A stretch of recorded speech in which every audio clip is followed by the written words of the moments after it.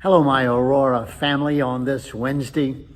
As you can tell, I'm in our beautiful sanctuary, and I have to confess something, and I hope you don't mind me sharing this and that you really hear my heart. This past Sunday, we had the most people in worship that we've had since I've been here as your pastor.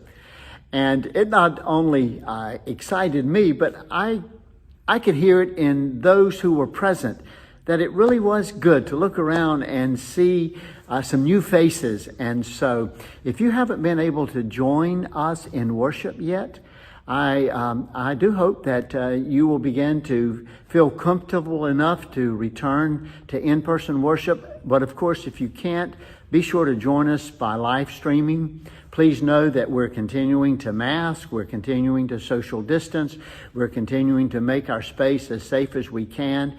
But it was so good to see the folks that we had here this past Lord's Day. All right, a Bible trivia question. What is the oldest book in the New Testament? What is the oldest book in the New Testament? Or let me ask it another way. What book in the New Testament was written first?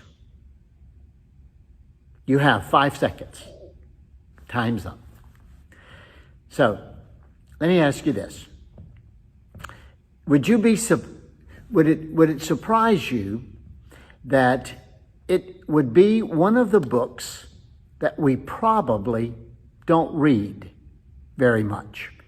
Now, we might be thinking Matthew, Mark, Luke, or John, since they're in the Gospels and they're at the beginning, but it's not.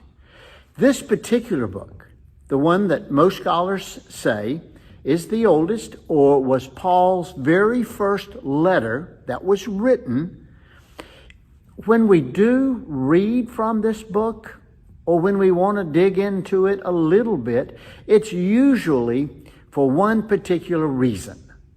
And that is, it has to do with the return of Jesus. And no, it's not Revelation. Are you ready? It's 1 Thessalonians. Yeah, 1 Thessalonians. And I confess, I haven't spent an awful lot of time in 1 Thessalonians. I certainly don't read it a lot for, devotional reading.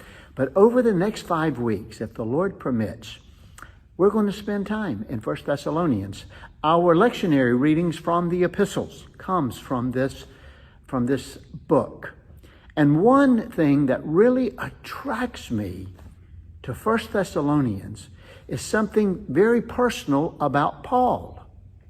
What we see in 1 Thessalonians is not the massive intellect of a theologian, which Paul certainly was, or not the zeal, the missionary zeal of the missionary that he was.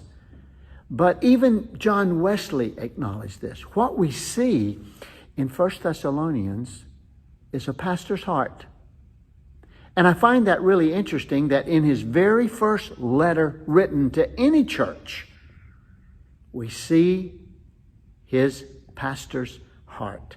And so we want to spend time in this book over the next 5 weeks before we jump off into, of all things, Advent.